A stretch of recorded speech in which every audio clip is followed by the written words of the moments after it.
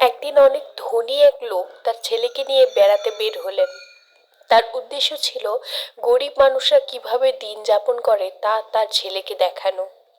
তারা কয়েকদিন খুবই গরিব এক পরিবারে খামারের দিন কাটালো। ফেরার পথে বাবা তার ছেলেকে জিজ্ঞাসা করলেন, কেমন লাগলো তোমার ঘুরতে? অনেক ভালো বাবা।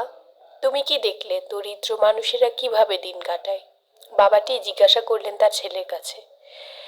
তার ছেলে বলল, ও হ্যাঁ, তাহলে তুমি আমাকে বলো, কি কি শিখলে তুমি?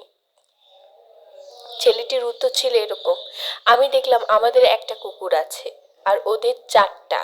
আমাদের একটা পুল আছে যেটা বাগানে মাঝ পর্যন্ত পৌঁছায়, আর ওদের একটা নদী আছে যার কোনো সীমানা নেই।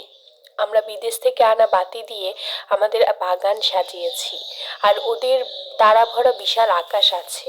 আমরা ছোট এক টুকরো জমিতে থাকি, কিন্তু ওদের এত বিশাল ক্ষেত আছে যার শেষ আমাদের দৃষ্টিসীমার বাইরে।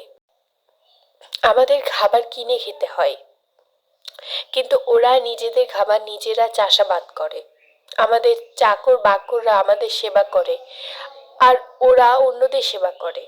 আমাদের গাড়ির বা বাড়ির চারপাশে প্রাচীর আছে আমাদের সুরক্ষিত রাখার জন্য, আর ওদের সুরক্ষিত রাখার জন্য আছে ওদের বন্ধুরা। ছেলেটির উত্তর শুনে বাবা কথা হারিয়ে ফেলেছিলেন। ছেলেটি শেষে আবার বলল, ধন্যবাদ বাবা। এটা দেখানোর জন্য যে আমরা কতটা গরিব। ভালোবাসা, ঐক্য, সেবা, আত্মতৃপ্তি আমাদের যা দেয় তা দিয়ে বা তা টাকা দিয়ে পাওয়া কোনো জিনিস দেয় না।